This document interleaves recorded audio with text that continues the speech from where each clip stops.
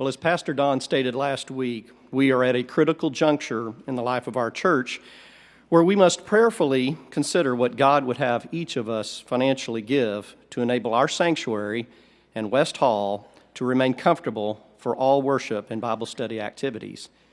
Church family, we must respond now. Thanks to your generosity, we are halfway there. We need everyone's help to keep First Baptist cool.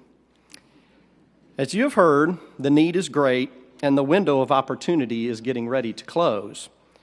Speaking of windows, did you know that there used to be windows throughout this sanctuary? Did you know that huge blowers channeled air over blocks of ice to cool the sanctuary back in the early days? Well, we have certainly come a long way since those early days, but there are still parts of the original system still in use.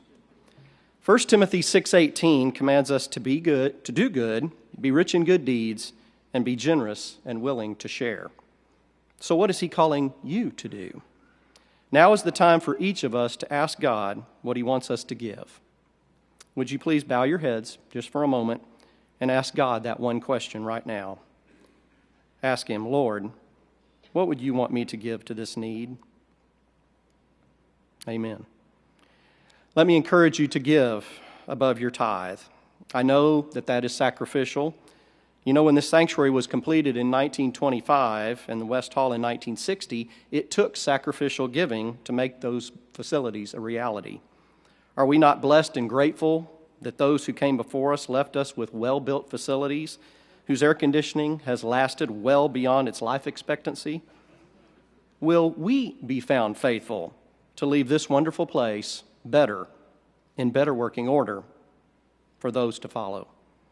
This last week, I did something that the pastor and Glenn Cameron won't like hearing, but I found an open trap door and ventured to the top of West Hall to look around. You can get a real good view up there. What I learned was very eye-opening and inspiring. As I stood up there and looked around, I could visualize Dr. Webb touring Ike West around the old property in the late 50s, where West Hall would soon be built. I could visualize Dr. Gates praying during a tent revival in the early 20s with church members right where we are today about the proposed need for a 2,100-seat sanctuary. I spoke with the workmen on the roof to have a better perspective of our situation. In congregation, I came away more convinced than ever before that we must act now. Our HVAC system is on borrowed time. As a former fundraiser and someone capable of blowing a lot of hot air, I can tell you that raising money for air conditioning is not easy. In fact, it's just about impossible. So no matter how many slick brochures and how many videos the church produces, giving for air is just not very glamorous. Not glamorous until that air doesn't come on anymore.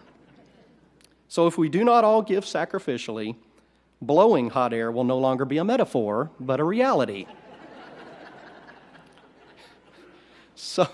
So let me leave you with this one hopefully memorable demonstration. Would everyone please pick up their worship bulletin and show it to me, please? Okay. Now, begin fanning yourself with that worship bulletin. Keep fanning. It's really breezy up here now with the TV lights. If we do not all give what God tells us to give, this will be our air conditioning. Is your arm getting tired? I know mine is. Remember, there are no longer windows in this sanctuary. Thank you for prayerfully considering what God would lay on your heart as an appropriate sacrificial gift to this need. This is our legacy to those who will follow us. Thank you.